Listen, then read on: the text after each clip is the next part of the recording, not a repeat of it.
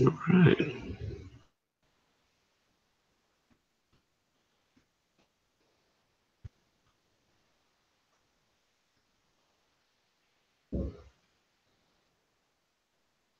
Are you good?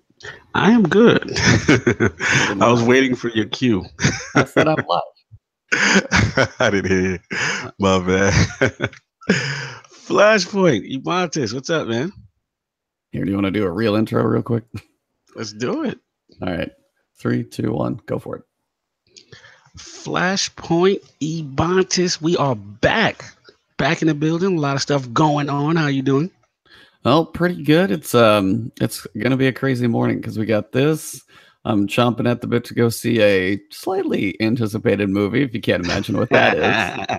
No, Well, your priorities not in order right now. hey, they are definitely in order. Okay, a decade of waiting for an ultimate compilation of Marvel. Yeah, I'm in the right place.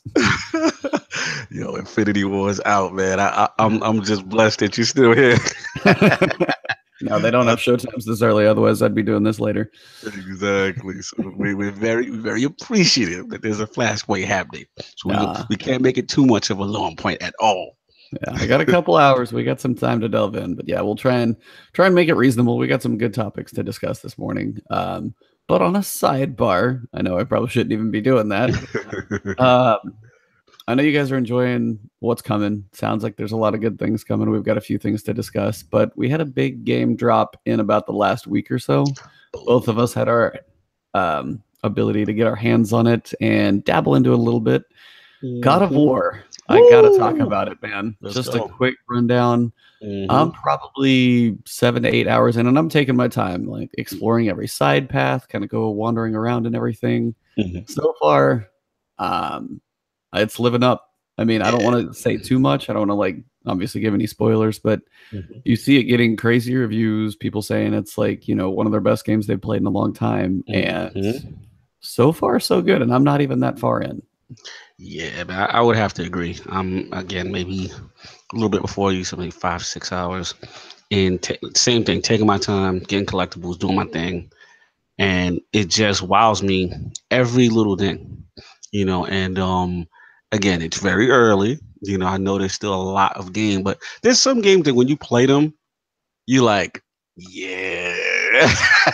Yeah, exactly. This is one of them games, and there's a certain part me and you both talked about, and I'm like, yeah, you get to the knock knock sequence, and he's like, no, Oh not my yet. I said, gosh. hit me back when you get to that. And it's just the game starts off with a strangers, and it's just wow. Yep. Like, and I'm not, there will be no spoilers, but the game starts to tone off really early, Yeah. and what they're doing right now in what's it, Santa Sony Santa Monica. Monica. Yeah. Yeah. Oh man, it's just it's wow. It's wow. We're enjoying the ride. Enjoying the ride. That's good stuff. Hats off to that studio. And it's one of those moments, I don't want to say this for any game and pretty much anybody in the world of entertainment. When Hmm. something amazing comes out and it's pretty much in the level of greatness, Hmm. it's really cool to see everyone from every walk of gaming and things like that unanimously Yes. give cheers and praise to this game. And Hmm. it's be it, the Xbox president, you see Bungie shouting it out. You see everybody from everywhere being, "Hey, you guys, we appreciate what you've done. You have done an amazing job. Thank you." And that's it. No That's it. simple, no caveats, no nothing. Just hats off to an amazing piece of work. Absolutely. That's what it's about, man. And see, a shout out to all of, even like you said, Microsoft, even the other, I believe the was it Guerrilla Games from Horizon Zero Hmm. Dawn, they did something really cool. And it's good to see, greatness recognized. And like I said, so far so good. I have my verdict, once that thing is completed. But I'm gonna actually take my time with it, man. I'm really enjoying it. So Yeah. it's just good like filler before, supposed DLC that we're gonna be talking about. Indeed. Yeah. It's just take the time, guys. If you do play that game, which I highly, highly recommend, Hmm. enjoy the little pieces. Don't speed through it. Don't skip over the stuff. Look at the details and just watch. And it's Yes. something you can't not watch because there are no cutscenes to skip. You're in the mix. Hmm. And I really like the Absolutely. cinematography. Sounds weird, basically the way the game is shot, the way the camera's positioned, Mhm. you're in it the whole time. If you were able to stay awake for like 36 hours and play it straight, it would be one continuous story. And I think it's kind of a Yes. cool thing. And Very I know cool. other things may have done it, but just the way it's presented is really well done. So had to get Absolutely. that out of the way. Gonna be looking forward to more of that one for sure. But you guys came here for Destiny, so Mhm. let's jump in and see what we've got. Yeah. Tuesday, slightly a big day, right? Mhm. We got the Warmind reveal stream. So Woo. we had multiple sets of people on there, some from Vicarious Visions, who seems to be working kind of hand in hand with Bungie. It sounds like more so. They're the ones who developed the PC port, but I think they're just kind of in the mix with them now, co-developing this thing, which is really cool. Mhm. And to get you guys started, I guess the way a Bungie stream sometimes does it, we've got the reveal archive. So this is it.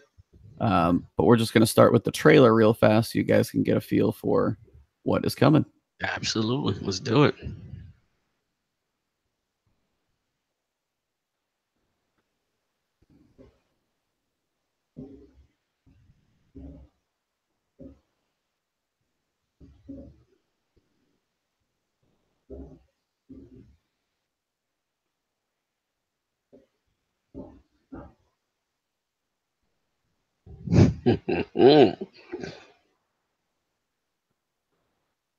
So they kicked it off in style, and whoever puts those trailers together for Destiny does a damn good job. Yeah, their marketing team is always lit. Like always. It's not even, you know what I'm saying? Like it's Not a just question. It's just like, not I a can't wait. question. It's just going to be like tingles by the time I'm done watching whatever I'm watching. Good You stuff every already time. know. Yeah, definitely. Man. Shout out to the marketing. They always knock it out the park. Yeah, so they had people from Vicarious Visions. So those were a couple leads there. Then they had a tour of the Hellas Basin, which we'll get to talk about that a little bit. And then they had they had Kevin Yanes and Cosmo on talking about Crucible. Mhm. So they had a lot of guys on there. John Wisniewski, Josh Hamrick. So much stuff in this thing, guys. When you see on Twitter, it's going to be like 3,700 words. You're like, I need to sit down. So it was crazy. But to talk in, first big point we got exotics. Whew. This is huge. This is where we're going to Yes. start this thing. Let's get it. Okay, so as you guys know, most of you guys probably have most of the exotics already, if not all of them. They've been handed out fairly quickly, and they actually flat out address that. They say it right here. Many players, if not all of the, have most, if not all of the non-quest exotics, and the quests you guys probably knocked out as well. And they don't want to make players re-earn exotics, but they've been trying to find a way to make exotics literally exotic again. Make the acquisition feel good, make the upgrading feel good, and the way the weapon feels should be unique and exotic. Yes. So steps in the right direction. So what are they doing, sir? Yeah, man, this is whew, exotic Masterworks, man. This whole bit. Should I touch right into the catalyst?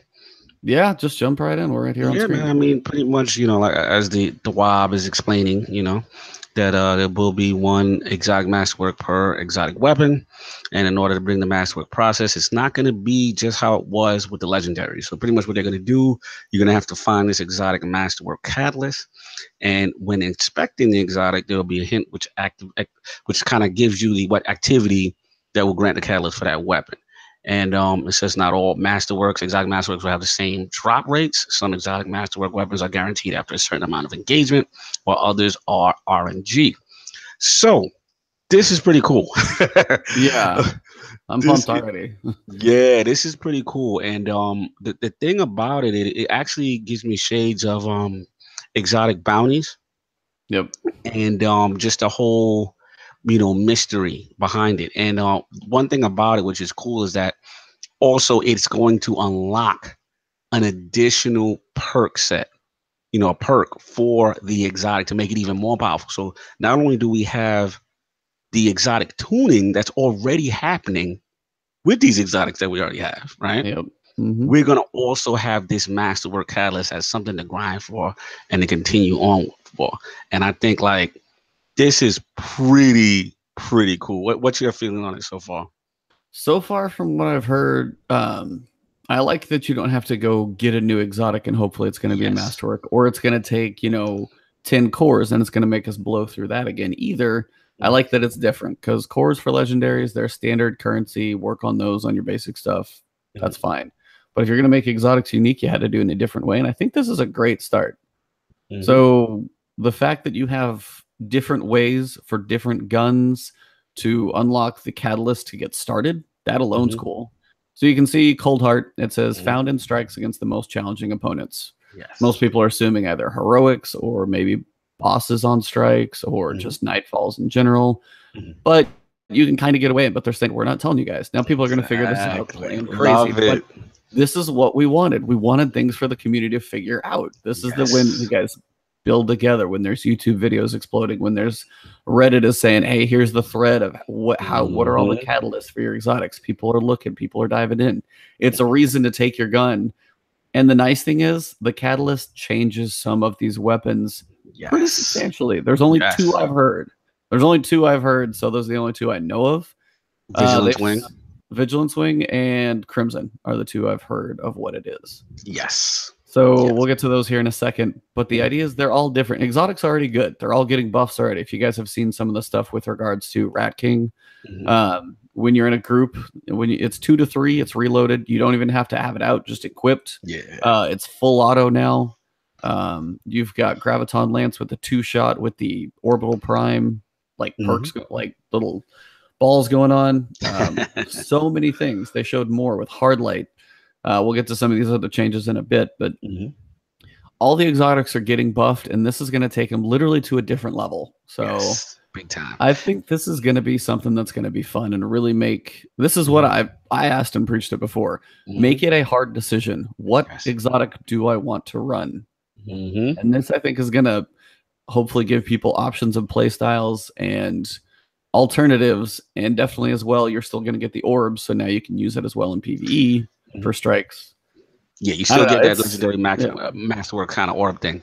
Continue. You were saying no, it's just like it's just good across the board. So you got the orb generation like the legendaries. We've got new perks for these things. It's a challenge to get them. They're different places. Some are RNG, some are time based. Like, I mean, that's the type of stuff. This is setting up the fall. These are the things I wanted to see. This is huge, and I want to jump in real quick because this is I mean, we've been ripping them, let's be honest, for a couple of months, and this is something that was completely unexpected. To be honest, I didn't know how they would handle exotic Masterworks. So I was very curious about this update to see how it would be approached. And what's dope about it is they're not making us have to get the exotic again, and kind of like trash the existing one.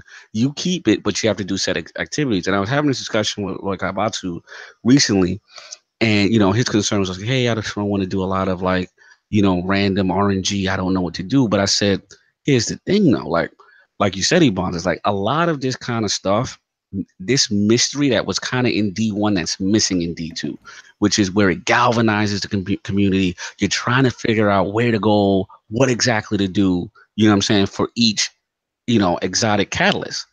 That to me is very cool. I miss those days of like, okay, you got that exotic bounty. Okay, what, do Crucible activity or do whatever, but you're trying to figure out specifically where to go, where to do it at, what triggers it. That kind of stuff is really, really cool. And then the fact that they're even going the extra mile, like we said, we know a Vigilance Wing, it's supposed to be full auto, is supposed to be the ultimate catalyst unlock perk in addition to the stat boost. Because if you look at the picture of the Cold Heart right now, look at that stability, right? You see that stability jump up, you see that reload speed jump up. So not only are you getting the stat boost, not only are you getting the orb generation, then there will be another perk. Like that is really cool. So that exotic becomes your exotic, right? You worked hard. And what I like is it forces you to really play with something you love and master it. You know what I'm saying? So it just, I love this. I really don't want to understate how much I love this change right here. This is really cool. Unexpected, very hype. To be honest, low key, this is probably one of the most things I'm excited for. And the whole DLC looks cool, don't get me wrong, but I'm really excited for this. No, I mean, that's huge. As you said, you got stats, you've got the reason to grind, and they did it right. They're not like, hey, go do public events, get your Masterwork cores from whatever, and then put them into whatever exotics. Play with the weapon you want to upgrade and use it to get better. You're going to have to spend some time with each gun, just to use it. You're not going to be like, hey, I just want to go through and get enough of these cores and drop some cores into those, so I just know I have the Masterworks I want, and then they're just in my inventory. You got to spend some time with it, and that's how. If you're going to have a master of anything, you need to spend some time with it to master it. No, shout out to the dude 79 in the chat. Oh man, we got to get you. They run a cool show. He wants us. It's called Tower Talk. No, get I feel like I've definitely heard of that. Yeah, Tower Talk going, man. These guys are really hardcore Destiny. I love what they're doing. Over shout out to the Short Pause, my boy Piccolo and the dude 79. He's in the chat. But yeah, man, we're excited. We're excited about these Masterworks. If you don't hear it already in our voices. In case that's not clear, we're hiding our enthusiasm real well. Continue. So going down a little lower. So we've got some details about the exotics, and they said there's going to be plenty of questions. So let's answer a few of those before we get going. So they said to get ahead of the questions, they said exotic masterwork pursuits only need to be done once per account. So you're not just going to be grinding it all the time. I mean, you can move the weapons per account, so it makes sense. Through masterwork process, duplicate drops of an exotic via whatever, they will basically, you'll pick them up at the same masterwork state. So for some reason, if you're on a different character and you pick one up and you're like, hey, I have 2 of these, you can, continue on with the next one. It seems kind of minor, but it's still there. So the exotic masterwork process takes fully place in the weapon screen. So no inventory use, anything like that. So that's a good thing.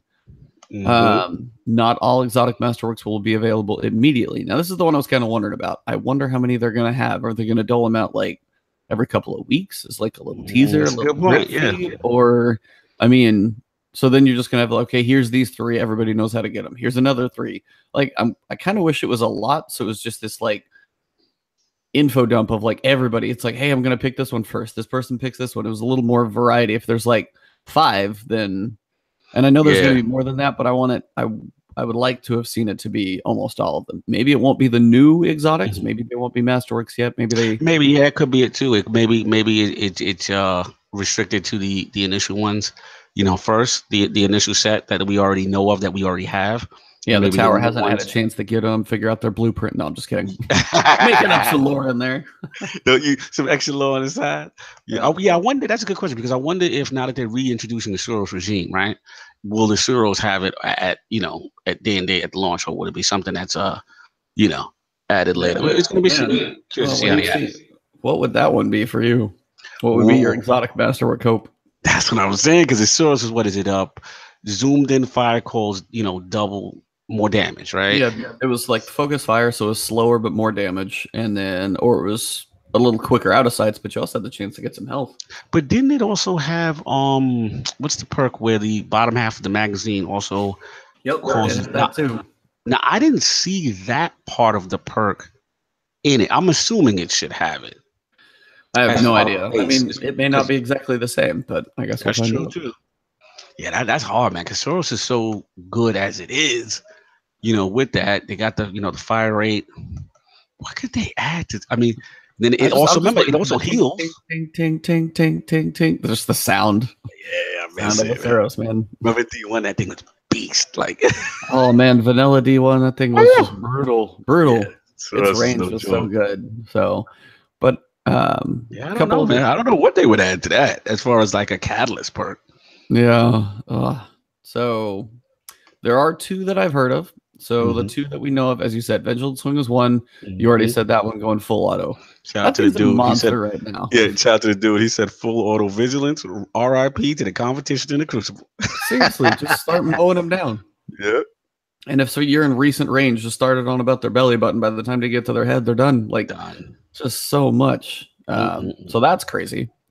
And then Crimson, which definitely going to need a little rework, so we'll see what they do with that one. Right. But it's going to be 100 range. Wow. So a hand cannon with max like full range on that one. Wow. So yeah, that little free tap may get a little more harder to tag down, even if you're using a scout rifle. Apparently, going to be duking it out with a hand cannon. So that's kind of nuts. Well, we wanted exotics to feel exotic, so we can't complain now. Yeah, no, it's like I want to be like, well, crap, which one do I pick? That's the whole point. That's literally the point. If they're all to a point of now some are still going to be better. That's fine. Right. But if some fit certain play styles, which we'll get to some other ones that do as well, they have certain benefits for certain situations. There's some that just felt pretty meh most of the time. And now we've got some alternatives. So this will be good. We'll come down here. We've got John Wisniewski. So they got more exotic kind of previews, basically. So we had already seen Sturm and Drang. Which saw is very impressive. Yeah, so that's the one where if you use the Drang sidearm, get the kills, and you can start stacking bullets in your hand cannon that overloads it up to 20. I think it starts with like 12. Each bullet above the base that you start stacking into it, and you can do it as long as you don't die, you could stack up to 20 in there. So you could have 6, 7, 8 shots, I can't quite remember the right amount, that are doing double damage of a normal hand cannon shot. You can 2-shot with that thing. So if you can have like 3 people that you can 2-shot if you can stay alive, that's going to take some skill, but that's the skill. I mean, that's the cool things that we get to start watching again. That's where it's fun to be entertained by people at that ultra high skill level in those competitive matches. Like, okay, they got the little sidearm kills, got a couple sidearm. He's switching over. He's always going to go finish the team. Oh, he does the double tap. Like, I mean, you can see those like start trying to get there. You can see those moments getting a little better. So absolutely. That one's cool. And so we got some new ones. So we got Tractor Cannon, Hardlight, and Borealis, the PlayStation one. And Talk about that tractor cannon, though. So, shout out to Destin Legary. He is a happy man right now. Hell yeah, Destin loves that track. He likes to troll with it. So, I'll show you guys here real quick. Basically, in the video, you'll see he's got the tractor cannon. He jumps up. Now, when he shoots him with a tractor cannon, what it doesn't show, he's doing so much damage in there. Basically, the idea is you can see those shots on screen. It's like 169 with a sidearm. Everyone's critting. Basically, what it does is tractor cannon, for one, applies suppression. Now, for bosses, it may not count. For basically most enemies and for Crucible, suppression works where you can't use your abilities. It's rough. So, I mean, obviously, you're pretty. But it's also going to make you vulnerable to void damage. So, you're significantly more weak to void damage. So, if you have a void singe on a Nightfall, for example, and you bring in tractor cannon, you got to do that risk reward. Come in. And if you're with a team, one of you guys runs that tractor cannon, runs in there, fly by, bam, shoot him. Somebody drops 2 rockets in there or a Nova bomb. You're going to start melting bosses. This is where that's the play of a team, like planning out what weapons you're going to have. If we're going to go Void Singe, are we going to is it worth? That just made Void a whole different animal. Absolutely. Absolutely. Because I'm only not even thinking about that. I'm also thinking about synergy for my Void Lock with certain things as well. Because the exotic, I believe, was it the exotic? Was it the what's that one? Nazareth World, one Nazareth, and one of those that's everything Void, right? Yeah, man. So I'm just thinking of like tremendous synergy all around. This thing is really gonna be a great debuff for bosses, and I'm curious about, because we know it has that suppression effect, right? So I'm curious that if in PvP, will that operate like the old, Titan Fun Police suppression grenade? Yeah, it absolutely will shut you down. That's crazy. So you're gonna blast them off, and they're getting ready to do it. They can't just like turn around and throw a grenade, or they're shut down on abilities. They're kind of limp mode for a little while. Yeah, nothing. Love it. That made tractor. That's great utility. For a weapon that, for the most part, let's be honest, like tractor cannon was a joke weapon. Like it wasn't. It was fun, but it didn't have a lot of purpose. Like I'm not going to go do a boss rush with it or anything like that. There's no way I'm going to get worked. So these are the types of things, as we said, a situational change where if you want to go Void on I don't even know what the modifiers are going to be on heroic strikes, but say they do throw some Void stuff in there. Okay, go grab a tractor cannon. Let's do it, guys. One with a tractor cannon. Have it at least in your inventory on strikes. You could switch it out. If you've got it, somebody else hopefully has got Void, and get rolling. So shout out to Kabazu in the chat. He's gonna rip through bosses with coordinated fire teams. Absolutely. Yeah. If you had 2 Nova bombs and then on top of that 1 tractor cannon, 1 tractor, 2 Nova at the same time, you want to talk about melting a boss. Man, that's gonna hurt. You gotta throw a little tether down there. Oh man, you got fun. Oh god. You got fun with this. Hunter with a tether, throw a shadow grenade, shoot the tractor cannon, 2 Nova bombs, that boss is done. That boss is finished, man. He's just all right, I'm checking out, guys. It's too much. I gotta call in Thanos. This is too much for me. So well, shout out to Avengers there. Little beast mode action. No, getting ready for the Infinity War. So next we come to Hardlight. Now, Hardlight's actually not terrible in the first place. It's got no range drop off, basically. It's a laser light show. It's fun to watch, but they wanted to give it a little more oomph. So first, it's going to work the way Borealis does for the damage type switching. Just holding the reload. Because Borealis had that Hardlight should have had for the longest. Let's switch those abilities. Continue.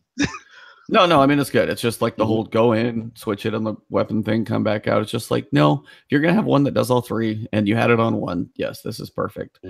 Now, the bounce off the walls is pretty, but it's really hard to hit people. You can. I've done it jokingly. But now it's going to be some skill shows. Yes. Bouncing bullets do double damage. That's it. What do you got? Yeah, I mean, listen, it was always to me the techno light show gun. Like, it was cool. What it could do, it looked good, but was it really functionally effective? The ricochet? Not really. I mean, I remember Sleeper actually being something that can actually you can kill yourself with. But now, if they're doubling ricochet bullet damage, you can actually do some work with this theoretically, right?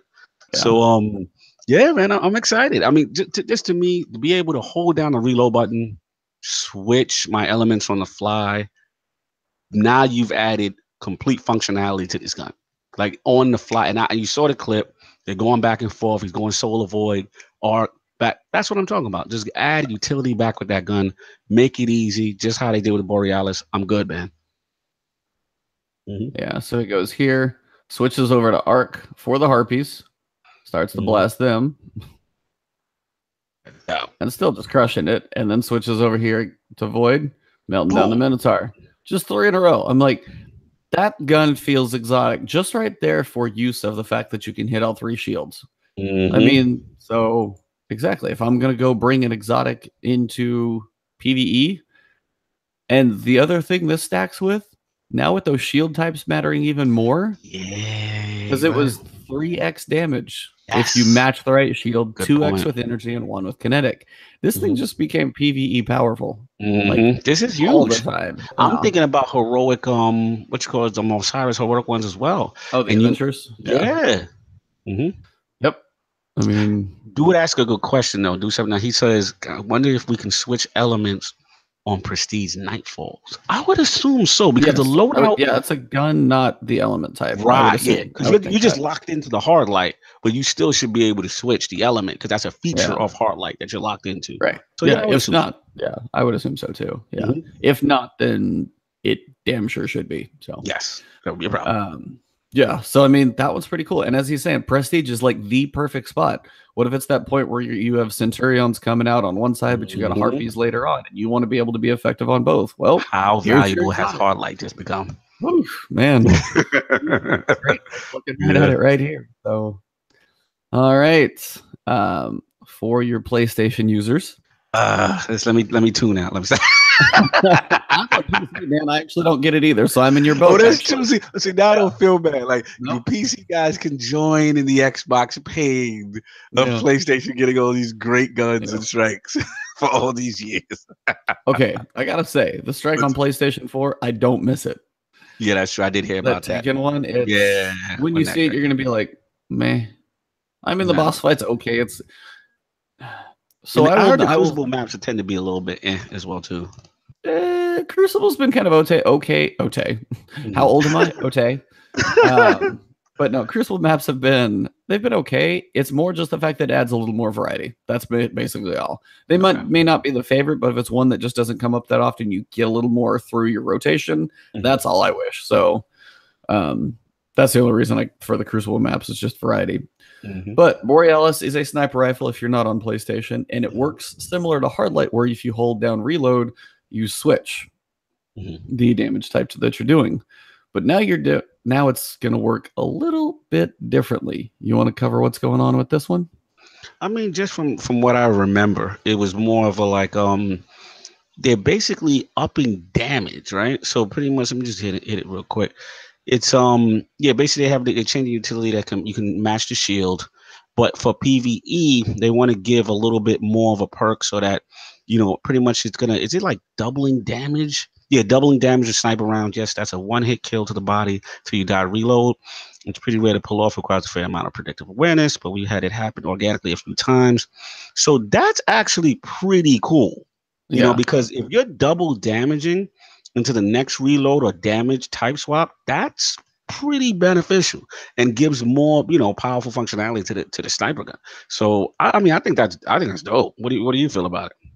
I mean, it's got a very high skill ceiling, which we need more of that. So in PvP, the idea is very interesting. If somebody's in their super and you can pop them with a shot of the right type, and they said it doesn't happen that often, but if you get double damage out of anything on a sniper, that's a body shot. That's a 1-kill body shot. So that one's actually pretty cool, but I think it's going to be hard to do. But if some of those awesome snipers came back, like it was, I cannot remember the two guys, Crafty, Hovey, like some of those awesome snipers came back to use this one and they could actually put it together, that'd be sick. That'd be sick. And then on the other side in PvE, if you break the proper enemy shield type, you're doing double damage. So if you can, plan it right where you're like, okay, I'm going to pop an enemy shield, turn on the boss for double damage while you guys go do this. Let me pop a shield, go get double damage, headshots on a boss, start melting them down even more too. So, and if you're running Void, hey, somebody throw a tractor cannon there, talking about synergy. Boom. I mean, I just like the idea that we're going to have more options and they're making some of these more powerful. This one seems a little on the high skilled, not quite as frequently going to happen side. Yes. It's going to be, but as not all of us have it, you guys can enjoy it for now on PlayStation. And if I jump on there, it's fine. I got it on PlayStation, but I never used it. So gotcha. Too much. Let me ask you a quick question. Now that we're on this whole sniper kick, what do you think they add for buff to Darcy? Just thinking about little old Darcy. You've got the range, you've got the highlighting. It's pretty much just, I mean, it's a sniper, but they're going to buff every exotic weapon. So this is the only ones they were going to not do is like Wardcliff, Merciless. Right. Were they going to touch the minigun? I think Acreus gets left alone, right? Acreus gets left alone. What's the minigun? Sweet Business. Are they touching that? Is that Risk Runner? No, Sweet Business is the one I'm talking about. Oh, you're talking about Sweet? Oh, that's right. They didn't mention Sweet. I can't remember. I don't remember what's on that list. I know the list is somewhere. It's on an old TWAB. It's on an old TWAB. Yeah. But I think Darcy, mid multi-tool may be fine. But yeah, I think Darcy's going to get a change for sure. And I'm like, I don't know. I really don't. What do you do to Darcy? I'm just thinking about it. Like, what could they do with that? It's going to be very interesting to see. Because let's give them credit. They're coming up with really cool stuff for each exotic. So far, they've been unique. I'm definitely kind of digging it so far. What I'd like is... What you like?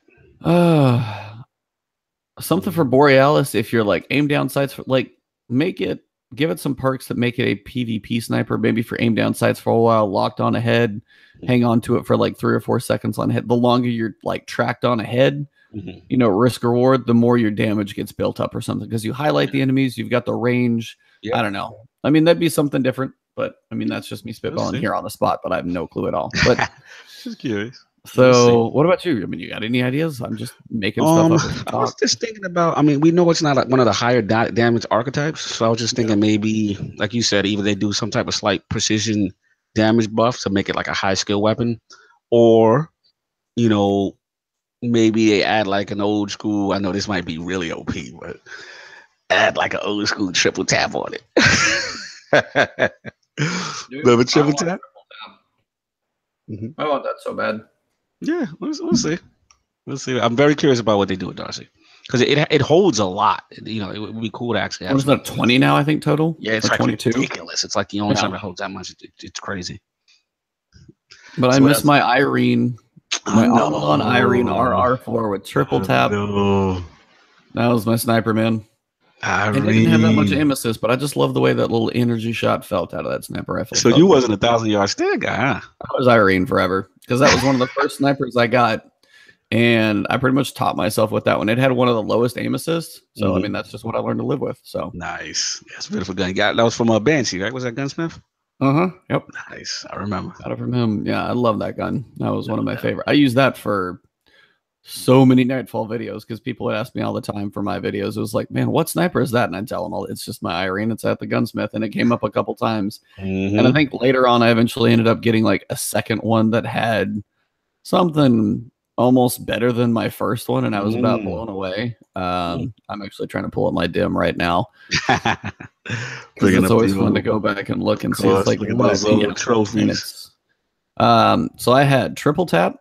I had injection mold, so reduced range on a sniper. I don't care, but a faster stability, faster handling, and increased stability, and mulligan. So if I miss a shot, yes, it was my PVE greatness. I could just use it, and so I'd get that triple tap like almost every time. I don't think I was ever without it. Yeah, it was a favorite of mine for sure. No doubt. Salute the Irenes out there.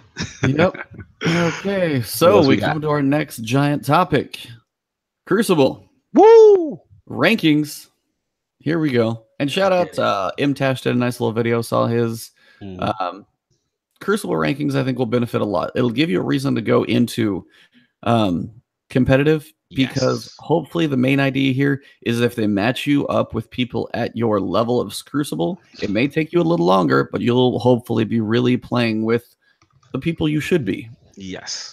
Absolutely. And yeah, man, this is cool. I mean, for the most part, you know, we all know that competitive hasn't been getting a lot of love. You know, a lot of people don't play it. I mean, and now that they're making these changes, you know, we'll see. I mean, we'll get into it. I have some suggestions as well as you dive into the description. Yeah. But let's get into what's changing. So we've got Crucible ranks coming. You guys may have heard about them before, both Valor and Glory. So Crucible ranks first are going to be basically something to where showing how much you progressed either in Crucible in general, or for Glory, that's going to be the one where it's your true ranking. If you win, it goes up. If you lose, it goes down. And there's different levels. So this is mostly, I think the levels are going to be mainly for Glory. I know the number value for Valor is going to go up. Yes. And that one's going to be interesting because that one you can actually literally, like Call of Duty, you can prestige it. You can start it back over at 0. Yeah. So that one's interesting. I don't know what that's going to do, what rewards you're going to get if it's anything major, more like ornaments or something for Valor if it's its own set. That might be kind of cool. But I mean, that's just as much as if you play a ton of Crucible and, you know, you prestige it like 10 times, then hey, you live in Crucible. Congrats. You might get some cool looking stuff. Yeah, absolutely. Get show like a badge of honor as well. Like, so that's pretty cool. And it's nice just to reward the people because before it was like, okay, I've lived in Crucible unless you go look them up on, like, unless you go look them up on the internet to be like, hey, how much have you played? Okay, you live in there apparently. That you have your own personal cot in the corner. All right, sweet. So yeah, Valor's kind of cool, but Glory is the one I think that is more exciting by far. Glory. So, as you guys can see on screen, there are Crucible ranks, and they are Guardian, Brave, Heroic, Fabled, Mythic, and Legend. Kind of like those titles. They're pretty solid. Hey, come on, it fits with the lore. Become legend. Yep. So, with regards to those rankings, the big thing is as you progress through the ranks, you get something. The fact that you get anything, thank goodness. Yes. Please.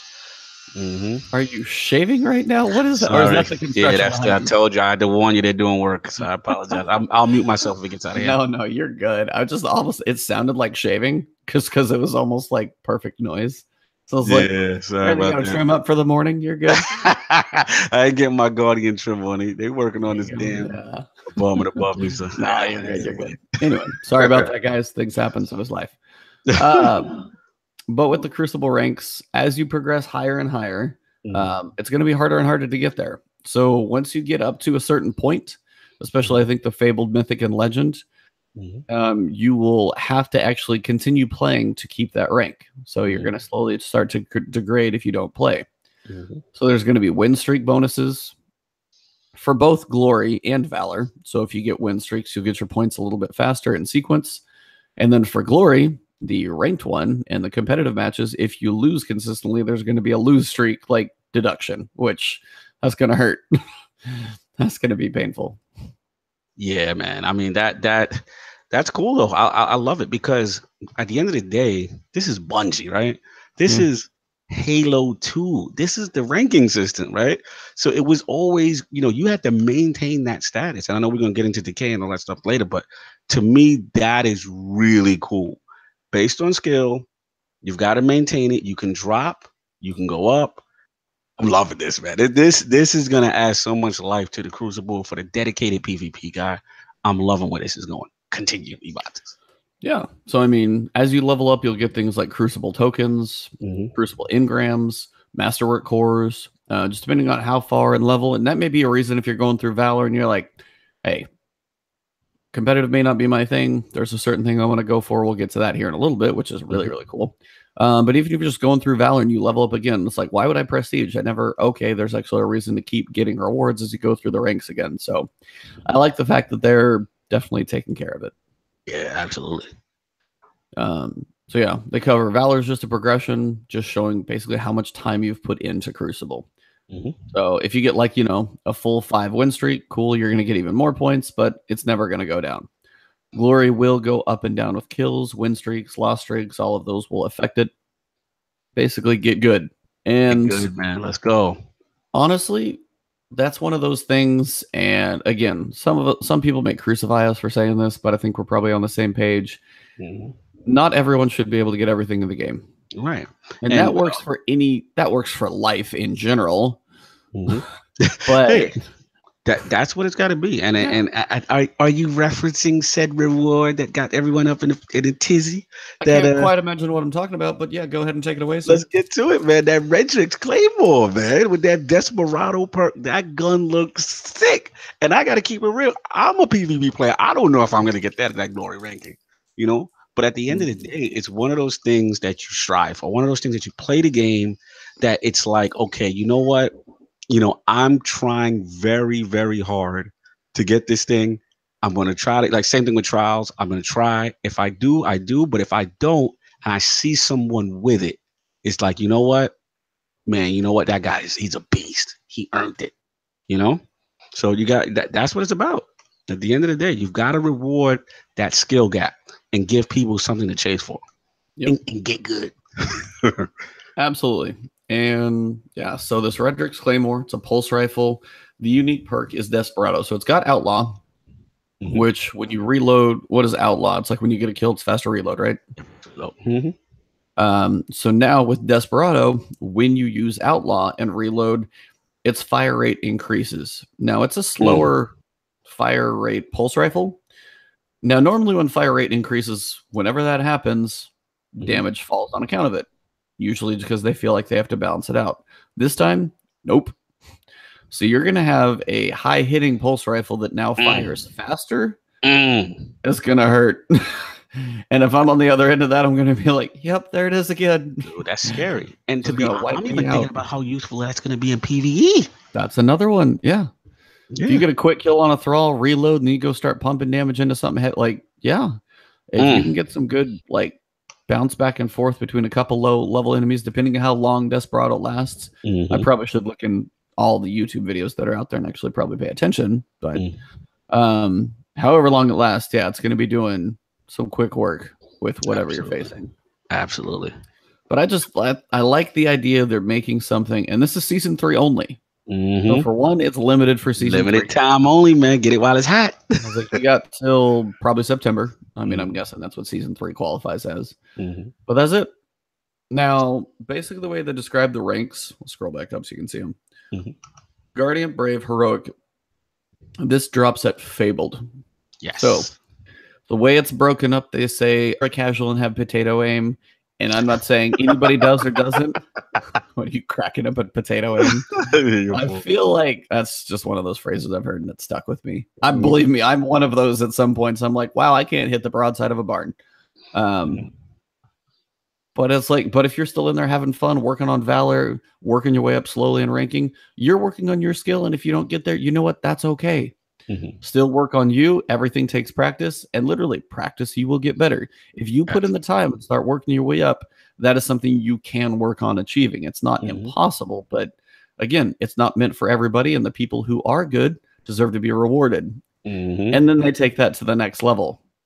I don't know what Yes. Mythic is going to do. I'm hoping something. They haven't exactly talked about that yet. Hmm. But Legend status is going Oh, to probably be your 1% elites. That's what yes. I mean, it's going to be elite. And the ornament for the Redrick's Claymore Hmm. only comes from Legend status. So Hmm. that's going to be rough to get. Yeah, that's not going to be easy. And at the end of the day, like I love it. It's give these guys, whoever that puts that work and that dedication to get to that level of skill, should be rewarded with something that is very potent. And I'm dying to see also what the ornament's going to look for Redrix when you get higher, and what the other secret rewards are. Like this is a great direction. I'm absolutely loving this. This reminds me of Trials. This reminds me of getting those adept weapons. Remember that? They had Yep, snapshot stuff like that. absolutely. Yeah. This is what Destiny needs. It's that chase. And another part of Destiny, which is huge, is that, again, it's like I remember going into the tower for the first time and seeing a Guardian in full Trials gear. And I'm Oh, like, when it had the full ornaments on it, when they finally put woo! those on there, like the Looking glowing very orbs on the back, Osiris like. man. And Yeah. I remember the jealousy.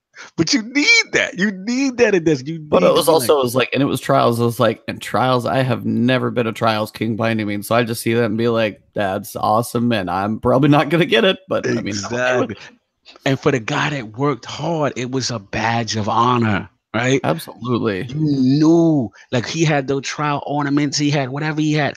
You knew that those guys were beasts. So it was like respect. You gave a little. I gave my little bow as I approached him in the tower, and I kept it moving. Yeah.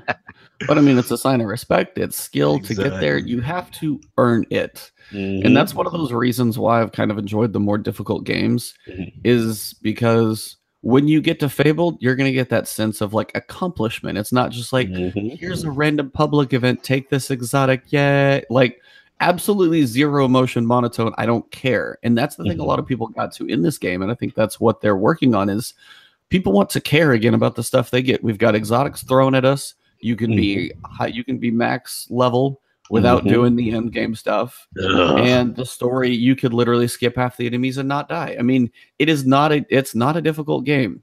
It's really not. Never Hmm. has been. So I don't know. I'm just glad to see all of this, and I'm glad to see what I'm waiting for, and I think Dado said it too. I just want the PvE equivalent. Yes, absolutely. To give the PVIs, it's only right in fairness to give them Yeah. something to chase. Yeah. Absolutely. So, I mean, right now you've got random cosmetics from strikes, and you have 3 guns. Hopefully, that will be changing. Hmm. I'd love to see something like, hey, it's like if you're, in the top 100 in Nightfall scores, or maybe I don't even know how many, but that sounds like there'd be a lot.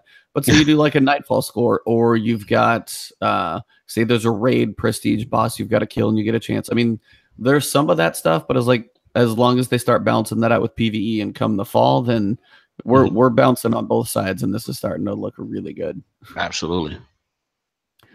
So they say for moving up in ranks, covered all that. You've got armor ornaments, you've got emblems, you've got.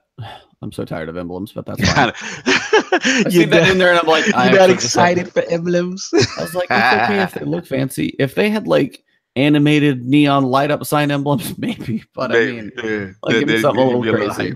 But new weapons that will require players to earn both valor and glory. So even if you're like good, you still might have to put some more time in. Players receive glory packages only the first time a new rank is reached in each season. So if you lose a match and drop a rank, you won't receive another match. So there's no point in bouncing up and down, which is good. People aren't going to milk it that way. But yeah, Redrick's Claymore sounds pretty awesome. Desperado and Outlaw, I don't even know. It's just going to be nuts. And then if you kill somebody with Desperado, I'm literally thinking, they just said it right here, running indefinitely.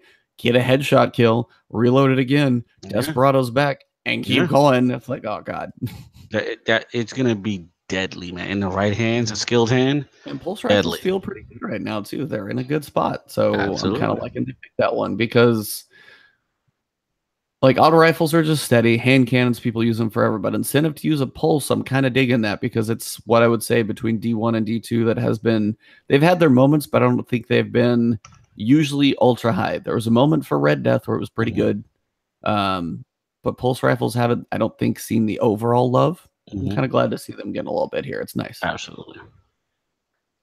So for your rankings, you can earn your valor within Quick Play, Rumble, and Mayhem. So kind of your weekly playlists in Quick Play.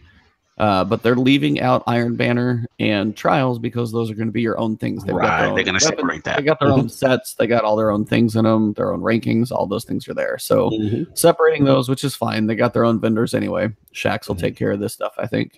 And then Glory only comes from competitive. So you're going to have to jump in that competitive playlist. You're going to have to basically get in there for the countdowns and get in there for those other types of modes that not everybody does, but hopefully if more people jump in, the player base will get a little boost, so you're not playing against ridiculous people all the time. And matchmaking may take a little longer. I'm fine with it. I'm fine with it, man. Yeah, I was like, now if they could ever do background matchmaking, like if I could go run around EDZ, like go to Crucible and kind of queue it up and have a little thing in the corner that says, hey, you'll be loading in here in 5 seconds. Do you want to go? Sure. Or if I'm in something, that would be a great thing for them to add. And I heard somebody say that, probably Dado as well. Yeah. But yeah, so background matchmaking while you're doing other things, that would be amazing. Because you always just have to sit there and wait. Yeah, kind of, yeah. If you could do that, if you did that for like guided games, that would help. I mean, guided games needs a lot of help, but that background matchmaking would help a lot. So be like, hey, I'm at least just going to run around and shoot stuff, or I'm going to wander around the tower and look at things, not just I'm going to sit here and stare at my screen for 20 minutes and wait. If you can do other things, that would help a ton. That'd be dope. That'd be dope. So here we go. Why should you keep earning glory every week? So this is where we start talking about the player decay. Do you want to jump in and take this one? Yeah, man. So pretty much what they're basically saying is each week glory rank will change depending on the number of games played, maxing out at 3 games per week. Players ranked fabled and below will earn bonus glory rank points each week. For players ranked mythic and legend, each match completed will reduce the amount of glory rank decay up to preventing the decay for the week. This means if you're a player in the mythic or legend, you need to hop in the competitive playlist at least 3 times a week to maintain your status. Then it goes on into will matchmaking be based on glory ranks in the competitive playlist? Competitive playlist will be, they're shaving again, I apologize. We'll be using our existing matchmaking system.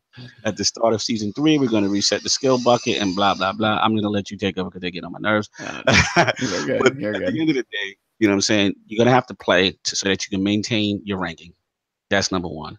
And then as far as this matchmaking, as far as the glory and stuff like that, it means whether you win or lose, your skill and rank will go up and down accordingly. So this is kind of, again, that Halo 2 system that we were talking about. And as always, we've never done, they're going to be reiterating, improving the systems so that you have time to sink your teeth into the ranks. They'd love to hear your feedback. So I like the fact that it's still not definitive. They're going to evolve it based on the feedback we give them.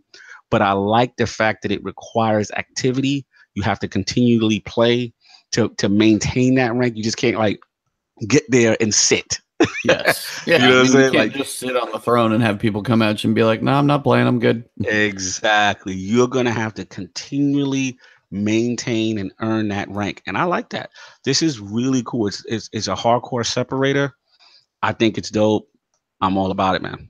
Yeah. What do you think? There's only one line. It says each week your glory will change depending on the number of games you played. Then it says maxing out at 3 games a week. I'm not sure that's right. Why would 3 games a week be all that you like if you to determine your glory? Like if you played 20 matches in a week, you lost your first 3, but then you won your next 17. That would kind of suck. So I don't know if that's like a typo or something. I'm kind of hoping it is. It seems a little off. But the idea of like decay, you got to play 3 matches a week. And if, you're having an off week, you might get dropped down a little bit. But, if you have 3 solid games, then I think maybe minimum of 3 games a week might be the idea of that sentence there, but who knows? That's a good point. But I like the idea. It's like you can't just sit at the top and milk it. You got to kind of stick with it. It's incentive to come back and even just play on Tuesday for a little bit, get your 3 matches in. It's still some reason to log in. Exactly. And that's the hobby thing they've gone back to. Give us a reason. Let's be real. This helps promote engagement for Destiny. This is what's been lacking, right? That reason that after the reset, you need another reason to keep coming, and this is one of those things that adds to it, and I love it. Yep. So yeah, I'm digging that one. Matchmaking based on glory ranks in the competitive playlist. It will be using our existing matchmaking system. At the start of season 3, we're going to reset the skill bucket in competitive to give every player an equal start as they begin to climb. So that's a good thing. At least it'll be fresh. So if I'm sucking it up and I'm in the bottom tier, well, at least I'll be there with the rest of you guys. That's fine. I'm not definitely gonna be jumping up into Mythic or Legend straight away. That's for sure. Competitive is a different animal, man. Those guys are. Whew. That's sweat, baby. That's sweat. Oh yeah, sweat. And I got a whole lot. I got so much salt in my eyes I can't see. Exactly. But yeah, as you guys win or lose, hopefully it'll be based on your recent skill. So whether you started low and you're worried about jumping in at kind of a lower level, get a fresh start. Go in there. And kind of the idea, like if you feel like you don't want to skew yourself too far, don't try and go into competitive your first time you're going in for your skill sets with like your 2 most skilled friends in the world. Pick your average friends, go in there, figure out where you should be, and you're probably going to enjoy it more. Good point. Good point. Because it will be skill based, it'll be elo based. Yep, that's a very good point. I mean, and I did.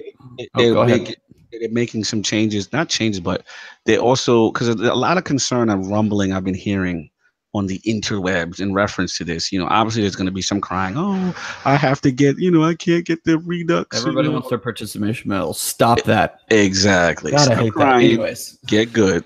The second thing I've been hearing is, well, what about solo play? Like, if I'm a solo player and I'm playing with blueberries, what are chances? And apparently, I believe one of the PvP designers jumped in front of it and said that down below. Actually, you're one step ahead. I'm already one step ahead. So I'm gonna let you. All right, go right in, baby. No, we'll get there. But believe, that's a huge piece. So hold that thought. We will get down to it. Absolutely. But for those who want to say too long didn't read or too long give me bullets, Valor caps at 20,000 points. Features a win streak bonus, no lose streak bonus. It'll be reset when you complete, so you can keep going through it as many times as you can. Got ornaments, emblems, weapons. You might have emblem varieties. Maybe if you do it 10 times, you get a really cool looking emblem. And if it looks kind of awesome on the end, I might be playing a little more. Again, incentive to stay in it. Exactly. Requires a fixed number of Valor resets to earn some rewards. You might have to do it like 4 or 5 times to get, say, a weapon, or number 10 for the awesome. So the idea, there's going to be incentive to keep doing it.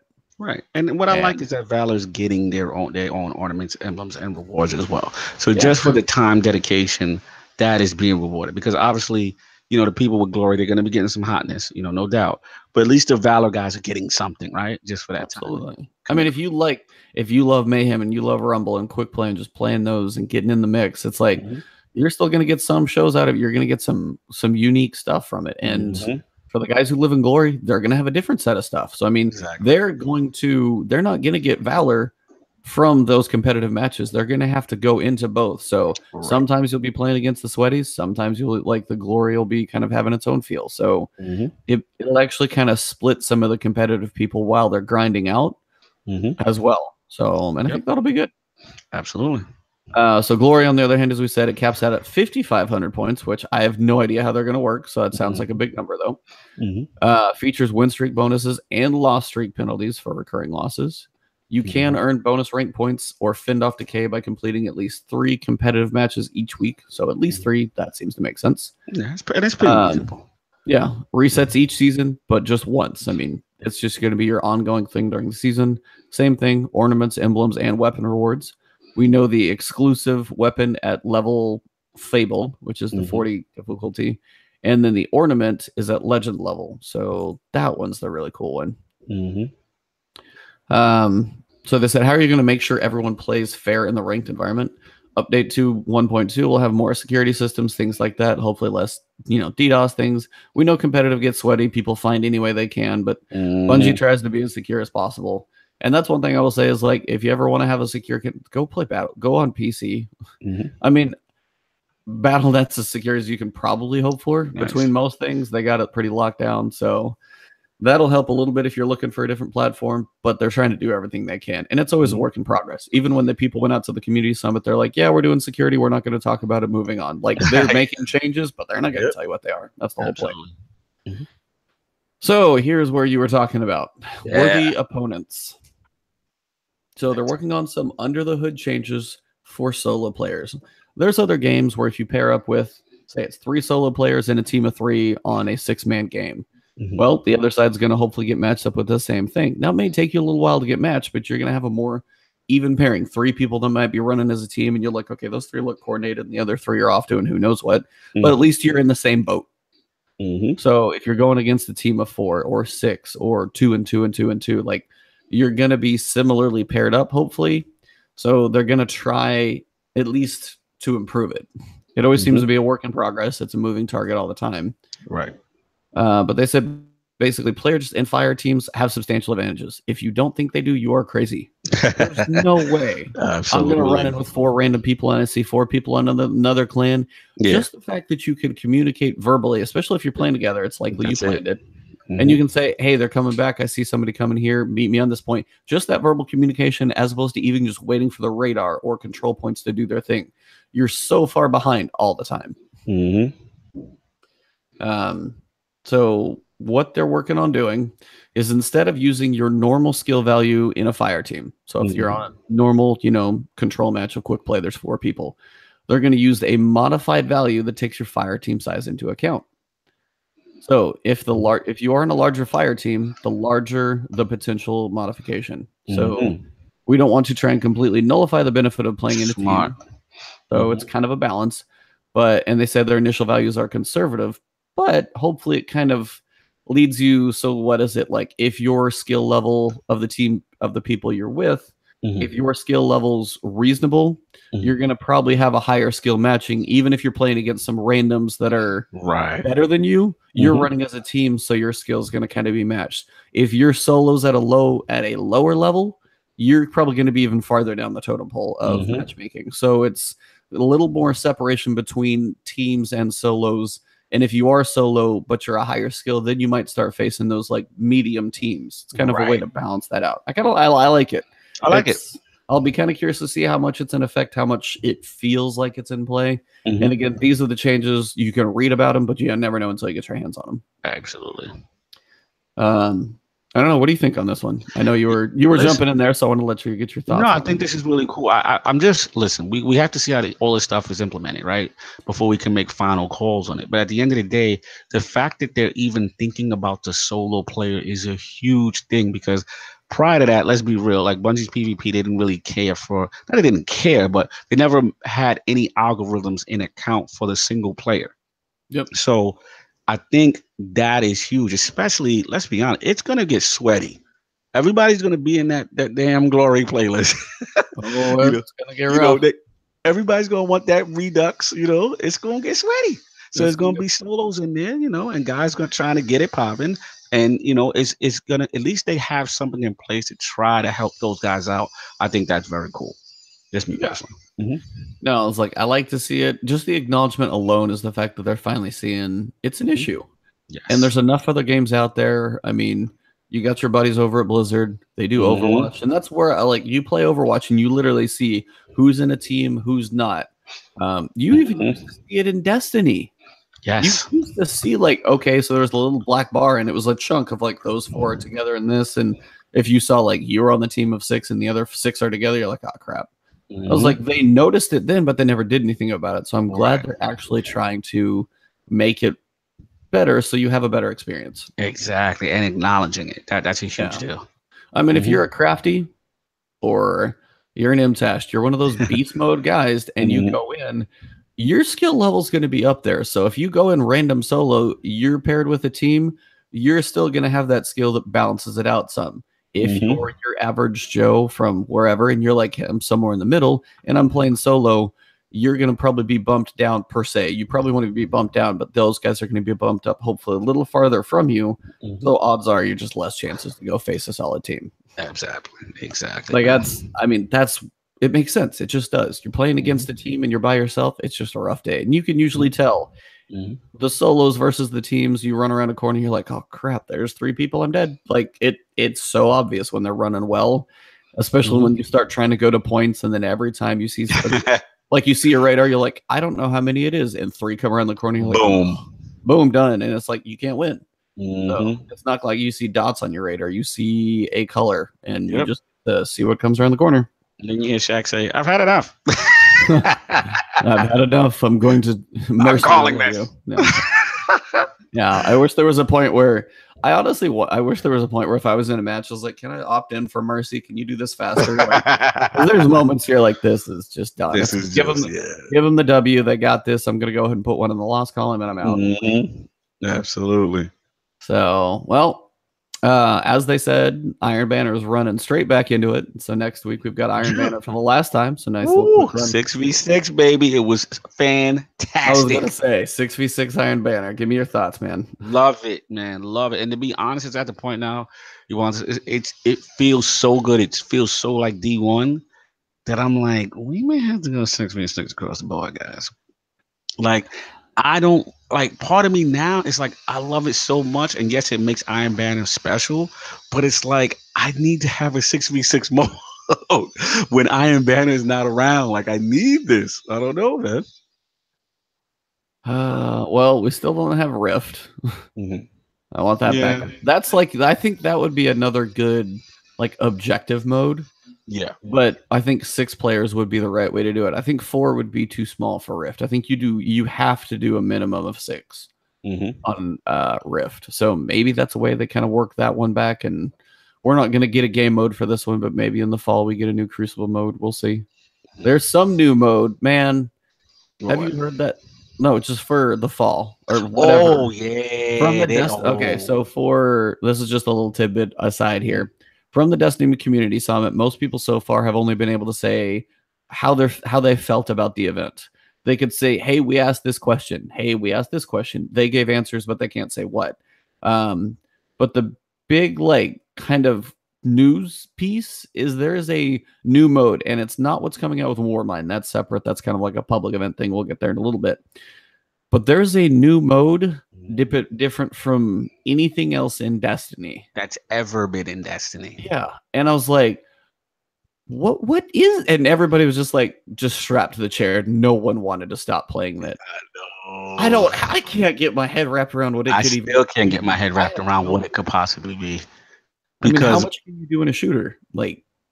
Yeah, the only thing I can think of is maybe, I know back in the day, when we used to do ILP back in the day, we always talked about maybe like a PvE and PvP mode mix, kind of like what Halo does, like a Warzone. See, that is what I've been waiting on for a while. I would love that. So I'm thinking, these are my guesses. It's some type of PvP, PvE combo Warzone kind of a deal. Or, don't laugh. No, it would be funny if this is it. But the second thing is just me being ridiculous. But hey, you never know. By all means. The second one, what if it's a battle royal mode? I mean, no one's gonna admit that until it's actually officially announced. Now, and this is Activision at the helm. Yeah, we know that Call of Duty might be doing that. There's a strong rumor that they're adding that mode in. It's not. We all know the success of Fortnite. It's slightly popular everywhere. I was listening to a podcast and they're like, we have Twitch here. It was at a strip club. I about fell out of my car because I was driving listening to it, but I was like, are you kidding me? And they're like, what do you think is happening? Are they just watching Fortnite streams? While is that like a sports TV thing? Or do they have the ladies playing? I was like, I don't know. Either way, it's crazy. Who knows? But it's it's slightly popular. So I mean, the Battle Royale is pretty much what everybody thinks E3 is going to be. Hey, here's your new game with its Battle Royale mode. And then Battle Royale mode. Extra funky mode. Battle Royale mode. You've got Red Dead Redemption with Battle Royale. That's what people are going to get tired of hearing, I'm sure. Yeah. But no, I think Warzone would be probably the best thing because the game has both PvE and PvP to it. Yes. So if you had something to where there's a giant ogre it kind of has the feel of, I don't know if you've ever watched or seen Dota at all. I've seen it. Okay, yeah. I mean, you've got a little bit of elements in there because you have some PvE elements on the map, some kind of major bosses that give you a big swing in either points or give you a big power boost at a time when you kill it. But again, it's still the open field to where you've got to, you can get ransacked while you're doing it. So you still have to defend yourself while working on PvE targets. And I think combining both of those is what this game has been lacking. I agree. So I mean, that's Completely where agree. it's like when it comes to faction wars, if you can have open world PvP, that's the type of stuff that would start making it interesting. So if you have a mode like that, a giant map, please, I would. That would be probably my. That'd be dope. Yeah. That would be my wish. Battle That'd Royale. Oh my god, the number of supers that would be flying around would be absolutely insane. Can you imagine? Like, what do you think? So you got 50 Void Warlocks versus 50 Hammer Titans, and you just throw your supers at the same time and just break the game with particle effects. nuts. I don't even know how they would implement that in a game like Destiny. Yeah, no. That would be crazy. I was like, it would be insane. I don't know if they could do it, but I don't know if the engine kind of lends itself. I think that might be the biggest thing. It's just the systems involved, because Battle Royale's on the front end. I know there's a lot going on in program. I'm not saying it's easy to do, but it doesn't have the complicated like systems that Destiny does going on. It just doesn't. It's got fairly simple weapons and things to that regard. They're not calculating quite as much with range perks and modifiers, and everything's fairly set. So, yeah, for me, Warzone would be kind of amazing. That's my wish. Cool. That's my dream. So, and if it ever made it in there, I would probably. And that the one, because I think Mark on Guardian Radio, I listened to him, and he basically said, when this comes out, this is my mode of choice. I'm like, yo, that's a huge game. What is it? And what's cool about what we've heard about it so far is everybody has universally said this mode is amazing. Yeah. Like every single person, it was the consensus mode that everyone talked about, right? Crazy, man. And this is coming from the same group of people, and this is the idea as well. And this is why I think the community summit was a great thing. From what I've heard from multiple sources, there is some idea they brought out to the group and saying, "Hey, we're thinking about this," and basically unanimously they said, I don't think so. Like, that's not going to be what you want. And that was kind of one of their like bigger. So they went back. It was on the first of the 2 days, came back the second day, and they were like, well, what about this? And they're like, that's headed better in the right direction. Like some major thing that was going to be coming out. Most of the community, like fairly well represented. I mean, not everybody's there, but it's a good cross section of people. Basically said, yeah, trash that. Before it came out and saved us like 6 months to a year of being like, oh, we're stuck with this. Really, those are the type of things why I think that's going to serve them well, and hopefully they do it again. And to be honest, I'm glad you throw our names in that second hat, please. Exactly, please get FLASHPOINT up in the building, please. Dude, I can't even understate like what you just said, because the old regime, let's just say, would have never done anything like that. And the fact, part of me is like curious to know what was presented. I know it's going to come out eventually, you know what I mean? But it's just like curious, like what was presented that was actually shot down. But the fact that they humbled themselves the next day and said, okay, we took your feedback. You don't like this. This is what we have instead. And then everybody says, yes, this is what we're talking about. So to me, these are all positive signs. And I'm really optimistic. I know we've been doom and gloom for months. We've been just seeing this thing like, can it come around? Can it come around? And for the most part, we were worried. We just like, I don't know, you know. It for the first time, like I got that glimmer in my eye. Yeah, I might be able to see it. I don't want to get too ahead of myself, because shout out to Dado, you know, and I believe who else I was talking about? Miss 5,000 Watts. You know, they still have to deliver, right? You can take all this feedback, but if you don't implement it, you don't act on it. Yes, then it doesn't do anything. But the fact that they're being so transparent, the fact that people are impressed, really impressed with what they're seeing with September, gives me a lot of hope. And I got a nice little feel. I'm feeling upbeat. I'm feeling positive that maybe, just maybe, Destiny could come back. I was like, it's got a shot. And I think it's again, we've been saying building blocks for a while. These are starting to be some substantial building blocks we're looking at. So kind of like what we're hearing. They've got some stuff about errors and things in the weekly update, and they've got some videos, ran out of metals, some good stuff in there. So apparently some dude was working hard on the Nightfall top scores. Arms deal, you got Johnny Hopkins in number 1 and number 2. You got 2 sets of people together trying to max it out. If you guys want some Twitter backgrounds, by the way, thank you, Bungie. Art's crushing it. They just provided them for you. Free banners. Go nuts. Looking good. That's right. So spend your time, enjoy what you got. But we had just a little more to talk about when it comes to just the reveal stream. So I know we Yes. covered the Bungie Mhm. weekly update. Mhm. And so they covered three main things. Mhm. First, basically just a little bit with the story and the expansion. So we've got Anna Bray. Yes. So she is real, which the Mhm. rumors on that piece were true. With the We've cybernetic got- eyes. Those are awesome, by the way. That's very cool. I want to watch that video in 4K and teach that screenshot of her eyes and just be like, Yeah. I don't know, you could use that as a picture wall. It's crazy, but yeah, her eyes are awesome. Very cool. Apparently, they work like machines. Mhm. So, but you see her; she's going to be your main vendor, basically your NPC on Mars. Mhm. And it is Mars. Now it's the northern part of Mars. You can see the ice caps are there, but there's still some desert up there, but it's going to be cold. Mhm. We see hive that are covered in ice, basically. It's A a bit cold, chilly. snowy eye, chilly hive. Chili bones there. I'm a little low key disappointed.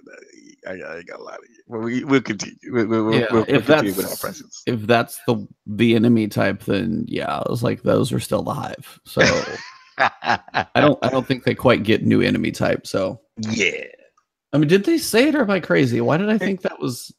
We thought, I think what maybe some of the leaks were, the fake leaks said that. Yeah, the fake leaks were saying Yeah, that. so we may have assumed. Just getting our But hopes everybody was shocked that it was high, right?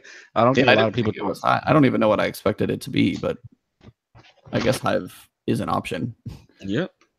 So we had a reveal about her. So I mean, she's going to be your vendor. Her background's pretty cool. You guys can watch the video stream. It's fine. Watch the trailer. It's pretty cool. So that's there. Then we had all the talk about Crucible and the exotic changes. We got to see Skyburner's Oath in action, Hardlight, and we've seen those before. So that's the other one. The final piece that we got to see, which the Destiny Community Summit got to see, is the Hive Escalation Protocol. Yes. So first off, you pretty much have to complete the campaign to even be able to activate this thing. So it's not just a random public event you're going to see on Mars. And secondly, it's towards the end game level. Now, the stream, they showed, basically, they were high-level characters. They wanted to at least show you guys the activity, not be dying all the time. But when the Twitch people went out, they were, mid, low-level characters, and they said it was rough. It was a struggle. So, I don't know. From what you've seen about it, what do you think? I get the feel of a classic horde mode. I like that the bosses rotate, so that kind of gave me like a Court of Oryx kind of feel. Yep. I like that it's a 6-player activity, right? I believe it's 6. Well, it's 3, but it's public, so you can have more people join. Oh, okay. So it's that whole deal again. All right, whatever. Yep. Still there. Which is stupid. Okay, because at the end of the day, it's like, can we get some type of 6-player patrol activity? Yeah, that'd be nice, right? Yeah, like, come on now. But I mean, it seems cool. I just like that my main appeal to it was the grind for the weapons, and that it was almost like strike specific loot per boss and different things. And I'm a little biased with this because I'm such a fan of the sleeper stimulant, right? Like that's my baby. Like, people love Galley, but sleeper was my thing. I live and died by that gun. It really came out of my like heavy slot, back in the day. Yep. So just to see the theme of all of these weapons in that vein, it's cool and giving me hope that maybe there's like some type of secret quest, an exotic quest, you know what I'm saying, for a sleeper. So I'm just praying, 'cause that's one of my favorite exotics of all time. And yeah, man. So I mean, I like the weapon grind aspect of it. I like that it's difficult, and that they're adding like a weekly thing. So we'll see. I mean, I don't want to trash it just yet, but to me, it seems like a better version of Court of Oryx, a little horde mode of what was that one? What was it? The Forge? Yeah, something like that. So it's kind of like Forge and Oryx mixed a little bit, but I like the weapon. I like that they've added almost strike specific loot, so to speak. Yeah, I mean, it's more stuff to grind for. I hope they have some of their own perks to it as well. Yes. And some of them I've seen they might have a little bit to it, but if I'm gonna go for something, I don't want just another auto rifle in this 330 or whatever category. Like, you got to make some of this stuff distinct, and they've really got to start making that. I know they're working on fall with weapon randomization slots and all that stuff, but to make the stuff right now matter, you got to give us a reason to go for these different bosses to kill, go for the grind. Like, is it this week again? Okay, I need to fight this boss. It's like it's actually in there, but it need to be a reason for me to log in, not just tick off a checkbox. What I'm hearing, shout out to Miss 5001, she has a great video up, is that a lot of these weapons are very cool. Like she talked about the shotgun.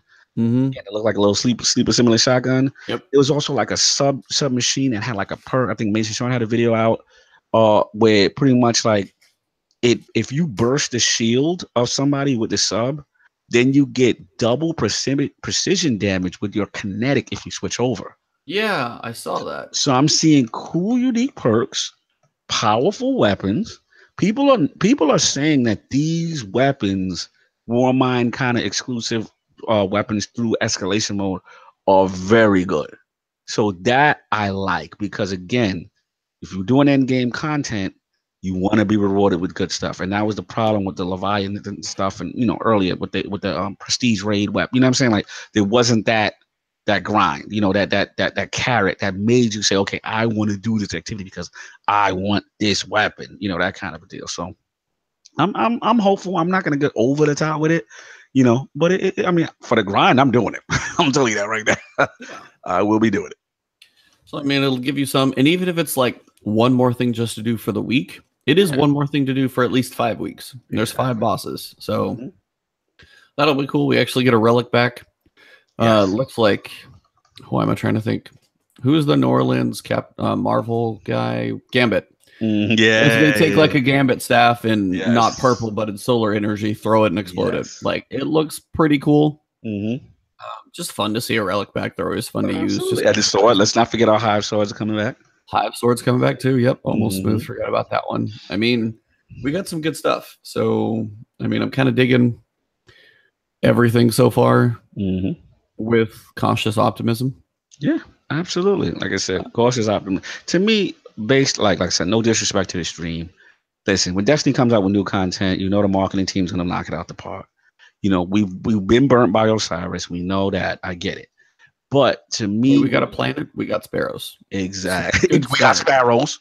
That means biggest Titan. Yep. It's good. Not a big circle like Osiris, like a Mercury. You know what I mean? But to be honest, to me, it's all about these new systems that they've added.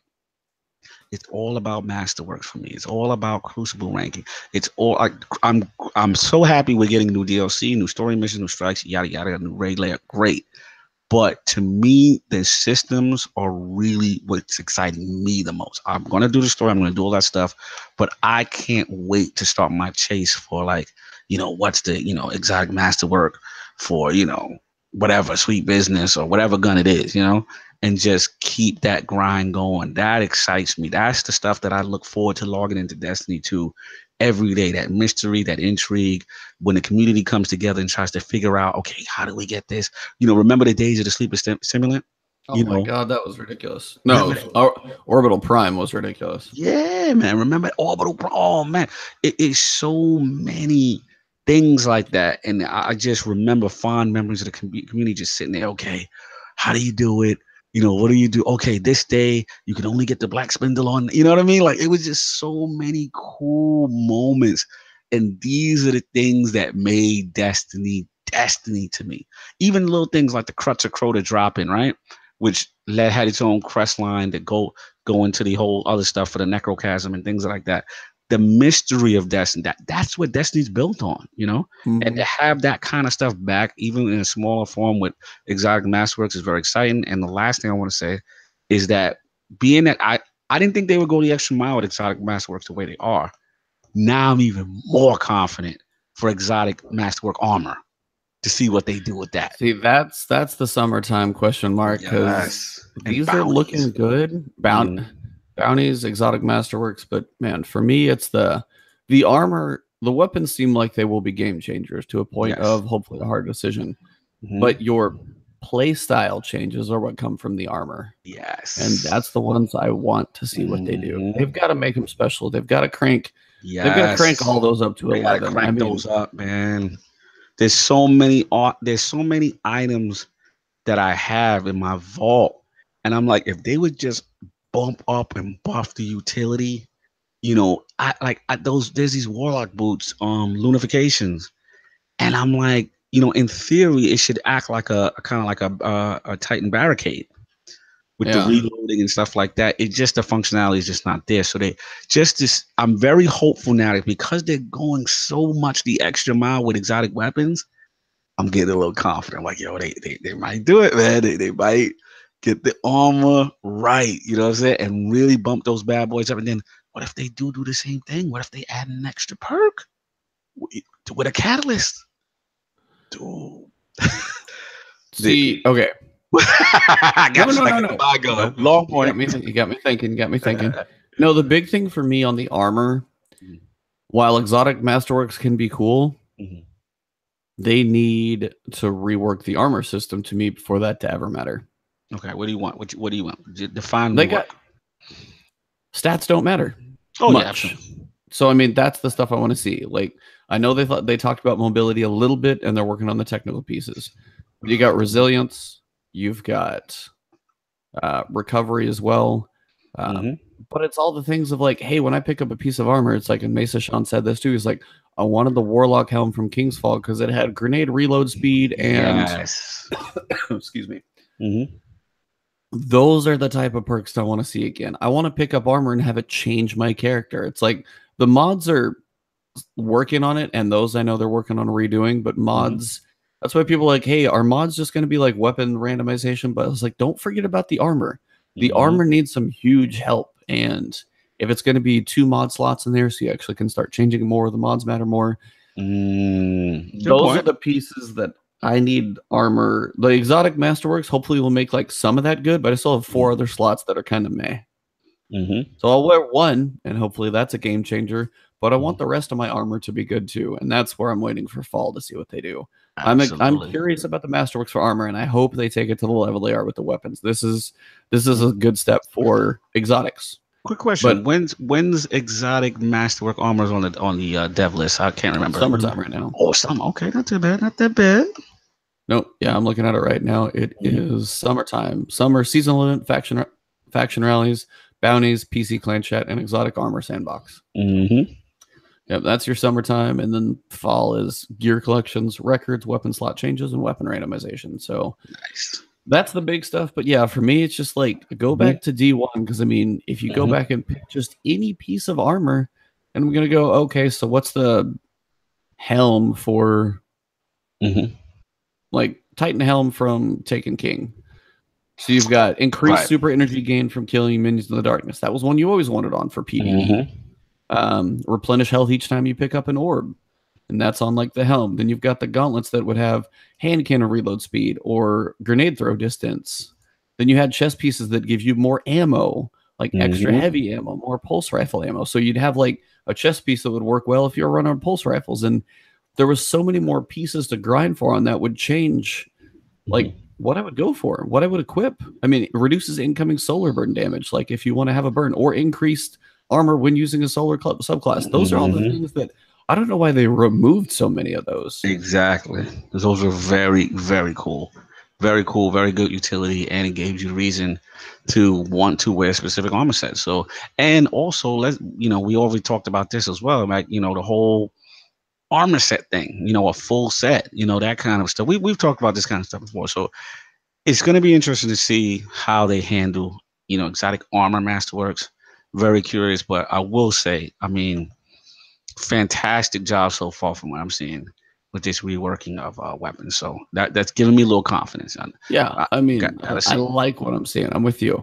I like what I'm seeing. It takes a while to make changes, and that's what I'm saying. It's like, so far, these are all, I don't have anything to really like break down about this. Right. The new content looks good. The new mode that they can fit into Mars, it looks cool. It's got stuff to grind for. The weapons matter. These are all good things. Sorry, I muted it to cough. No, it's coughing. But yeah, there's still more I want, and these are hopefully all the questions at the summit that they're working on. So, absolutely. But do you feel hopeful, E? Are you hopeful? That's Is what I there a said. glimmer in your eye? Is there I a was pep in your step? cautiously optimistic. Yeah, He's like, I I've been do. burned. I've been burned. It's Destiny 2 was a hit, man. It's for somebody I like love me. it. So you I even look love at it. God of War, which is like a very much an action game. As Yeah. we go back to, we're coming full circle, bringing Full it all circle back. now. It's a very much it's an action game, but they dove into some of the RPG stuff with gear. You've got Yes. some stuff to it, some leveling up. Absolutely. Like you're unlocking abilities as you go. Those are the pieces. Those are what make me spend more time in a game. Absolutely. It's what I call the minutia, right? Yes, That absolutely. mid-maxing and moving around and leveling it up and getting those little statistical advantages and stuff like that, and with progression, and that's what we miss. And yeah, I'm with you, man. I'm with you. And if they can start adding these things, we'll see, man. We'll see. So I definitely understand the cautious optimism. Yeah. So good things. I think the Warmind update is going to be. Is this the one that brings people back? No. I'm gonna say it off the top. Listen, if you've been hating, you ain't coming back. For the Destiny hardcore, this is promising. Promising baby steps in the right direction. You know, we still know there's much more to be done. You know, and from what we hear, that September Taken King equivalent might be that one. From what we hear, between the new mode, all the changes, and shout out to I'm gonna give Myelin Games a shout out real quick, man. For the Because lore, he was invited. You got the chance to represent the lore community. Shout out to Bife. He should have been there. I don't know why the hell Bife ain't there, but I'm not gonna get into that. We can talk about the politics. But shout out to Myelin because he really did a fantastic job. And actually, stand an ovation to Myelin because what we just complained about last week about raid layers and disconnect, he had one of the most in-depth questions. And he said from day one, when he first got to the summit, there wasn't a member of the lore team there. He was concerned. He spoke to Christopher Barrett. The next day, they had a lore person there. Him, Mercury sat down and they got busy. And they asked all the questions that I needed to hear about the Osiris being an iconic character, while lore's not being respected, how raid layers, how Taken King is a perfect example of continuity. The strikes built you up to Oryx. You finished that. It wasn't finished. The raid concluded the story, right? Yeah, absolutely. He got so in depth. Again, shout out to Myelin, man. He really broke that hole down as to why Taken King was the example and how a raid layer completely disconnects you. He talked about just inconsistency. He talked about Grimoire. He talked about how like when you got the fragments from learned about the Book of Sorrows, you know, all these things that kind of brought you in and respected the lore. And from what I read, again, for September, these changes are supposed to be implemented. These changes, and of course they're un-NDA, so they can't say it. But he'll say things like, when he asked about certain things, and people say, "So, what did you feel about their answer towards, you know, this?" I was very positively encouraged by this answer. And there's some things he'd be like, "I was neutrally, you know, encouraged by this answer." But for the most part, the majority of everything he answered was positive responses. So that's what I wanted to include. No, absolutely. And that's one thing a lot of people, that's I think why Taken King had stuff that it's the intangibles that you can't kind of put your finger on. But as you go through, you land on the Dreadnought, and then your first strike is like you got the Shield brothers in there. You're figuring out why they crash landed. Then on the other side of the Dreadnought, you've got what's the Dark Strike? I can't remember the name of it right now. Oh yeah, I know. I can't remember the name. Yeah, with the dude with the helmet that you chop off and you wear as a hat. Oh, was it the Dark Blade? Dark Blade, yeah, the Dark Blade. Yeah, I don't know if that's quite the strike, but yeah, that strike as well. That's who was fighting. Yeah. I just remember Eris getting all excited when we get down there.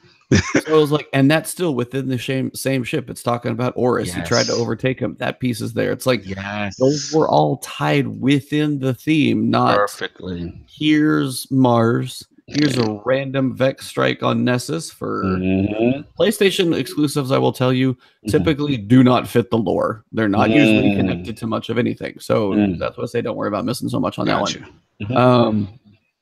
But yeah, if you here's this thing on Mars, you better place that new strike, both of them, on Mars. some way or another. One of them in an underground like cavern or catacombs, or an icy open air, like whatever. It needs to connect to your content. Otherwise, what's the point? Absolutely. Same with the raid as well. And the raid layers attempt maybe, but yeah, I mean, so yeah, for what Mylan Game's saying, all that stuff, those are the things. When your whole world is connected, it just has a little different feel, and it makes a difference. Absolutely, and it's huge. And the fact that they called him out on it, they wanted to get answers. They had the story lead person there, and again, they according to them, these are things that are going to be implemented. They're very hopeful, for what they hear about September and including this new mode. So, we'll see, man. It's some positive light. We'll see what happens. Indeed. I was like, and it's just the stuff for us to look forward to. So all in all, pretty good. Might do it the way Bungie does and wrap this thing up with the Warmind trailer. So the full 2 minutes. So if you want to crank up your sound, I know you're kind of sharing on your side. I don't know why mine broke. I am sorry about that. They're going to be living through your Twitch stream right now. Yeah. Don't worry about it. I am going to go ahead and play the trailer, and we will wrap up just shortly after that. So let's get this thing going. No doubt.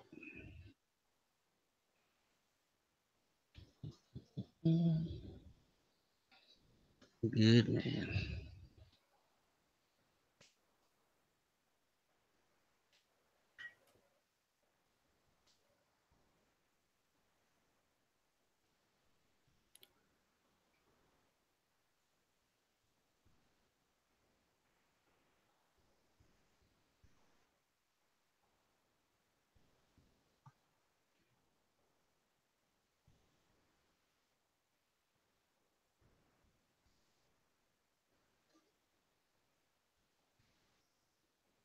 Going that bad boy over.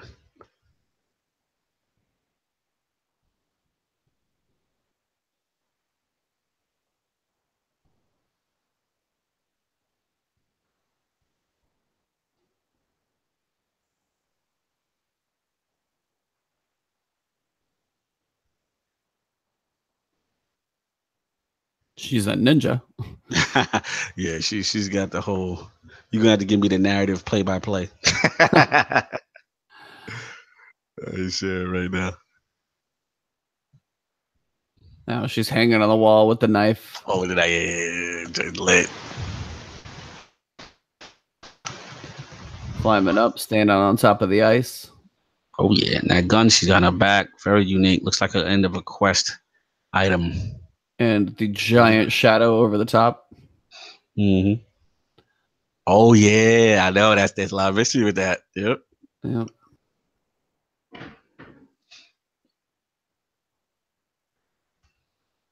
So it's good stuff, guys. Honestly, it's pretty sweet. So, of course, hold on. Full screen. Got that one going. Well, that's my background, guys. Hopefully you enjoyed looking at that. Yeah, sorry, my guys. Sorry, guys. We'll work out the kinks on my side. We'll figure why Google always betrays us midstream when it comes to sharing for some stupid reason. It's whatever. Guys, hopefully you enjoyed. I'm gonna go see Avengers. I shout out to all of you to do the same. Yes, keep it spoiler free. I'm not gonna say a word. I'm not saying word. So I know you are. I'm gonna be tight-lipped. I'm gonna go live in God of War after my break as well. Nice. But yeah. So we got some stuff to look forward to. I mean, and these are all setting up the fall to be better and better. So I'm liking what I'm seeing, and we got a week and a half till this thing comes out. We're not that far. Yeah, we're not that far, man. Maybe week and a half. That'll be right around here very soon. Exotic grind will be real. Yes, cannot wait. All right. Well, you guys know where to find both of us. So me, Twitter, Ebontis, twitch.tv/Ebontis, and YouTube as well. If you guys want to drop a like, if you enjoy these videos, comment if you got questions you want to see in a future video, please. And also just hit that subscribe button for both of us. Hit the alert bell, get those notifications. Always help support the channel any way you can. So thank you guys. Thank you very much. And for you, Cognito. Yeah, man. Of course, at Lord Cognito here on Twitter, and you already know Lord Cognito on our Xbox and Cognito 360 on PlayStation. Iron Lord podcast will be returning this Sunday in the realm of the Lords on the Inner Circle YouTube channel. This week, Jess Gordon will actually be there. Yeah. He had to reschedule last week, so it was a last minute cancellation. But Jess Gordon from Windows Central, Corden, excuse me, from Windows Central will be in the building. It should be a fun show. Please stop by, show support, and of course, please support Ibantes on his Twitch. He's doing great content right now, and as well as the Iron Lord podcast YouTube. We got a couple subscribers today because of Flashpoint. Very appreciative, especially the chat for the dude. A lot of other people, new faces. I seen in there talking Destiny, so that gets to show me that work's not for nothing. People do appreciate what we do, and everyone's actually getting excited again. So that's really good to see it. We're gonna ride this thing out, man. No, yeah. So thank you guys for everything as always. Enjoy your weekend, and we'll be back next week seeing if there's anything major that drops. It's probably just the calm before Warmind Storm. Absolutely, man. All right. You enjoy that Infinity War and Thanos, man. Yeah, let me know when you see it. We'll have to chat afterwards. I see it Saturday. It's on, man. Yep, when our minds explode, then we'll talk. No doubt. Have a good one, everybody. All right. Peace.